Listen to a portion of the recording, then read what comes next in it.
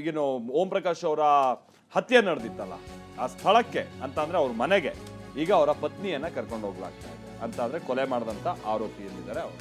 ಪತ್ನಿ ಪಲ್ಲವಿ ಅವರನ್ನ ಸದ್ಯ HSR ಲೇಔಟ್ ನಲ್ಲಿರುವಂತಹ ಓಂ ಪ್ರಕಾಶ್ ಅವರ ನಿವಾಸಕ್ಕೆ ಕರ್ಕೊಂಡು ಹೋಗ್ಲಾಗ್ತಾ ಇದ್ದು ಸ್ಥಳ ಮಹಜರು ಪ್ರಕ್ರಿಯೆ ನಡೆಸಲಾಗುತ್ತೆ.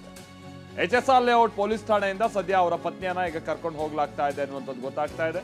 ಪತ್ನಿಯ ನಿವಾಸಕ್ಕೆ ಪತ್ನಿಯನ್ನ ಕರ್ಕೊಂಡು ಹೋಗಿ ಸ್ಥಳ ಮಹಜರು ಮಾಡುವಂತ ಪ್ರಕ್ರಿಯೆ ನಡೆಯುತ್ತೆ. ಆಮೇಲೆ ಪೊಲೀಸರಿಗೆ ಬಹಳ ಡೌಟ್ಸ್ ಇದೆ ಇಲ್ಲಿ ಏನು ಪತ್ನಿ ಪಲ್ಲವಿ ಅವರು ಒಬ್ಬರೇ ಇದರಲ್ಲಿ ಅವ್ರದ್ದು ಪಾತ್ರನ ಅಥವಾ ಮಗಳು ಕೃತಿಯದ್ದು ಏನಾದರೂ ಪಾತ್ರ ಇದೆಯಾ? ಯಾಕಂತಂದ್ರೆ ಅಷ್ಟು ಸುಲಭವಾಗಿ ಹೆಂಗೆ ಕೊಂದ್ಬಿಟ್ಟಿದ್ದಾರೆ, 7-8 ಬಾರಿ ಚುಚ್ಚಿ ಇರಿದು ಕೊಲೆ ಮಾಡೋದಕ್ಕೆ ಒಬ್ರಿಗೆ ಸಾಧ್ಯನಾ? ಮಗಳದ್ದು ಏನಾದರೂ ಕೈವಾಡ ಇರ್ಬೋದಲ್ವಾ? ಈ ರೀತಿಯಾದಂಥದ್ದೆಲ್ಲ ಗುಮಾನಿ ಇದೆ. ಅವರ ನಡುವೆನೆ ಅವರನ್ನ ವಶಪಡಿಸಿರೋದು ಆಗಿದೆ, ಬಂಧಿಸಿರೋದು ಆಗಿದೆ. Domestic violence.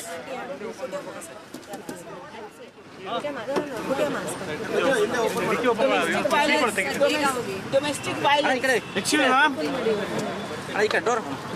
Domestic violence.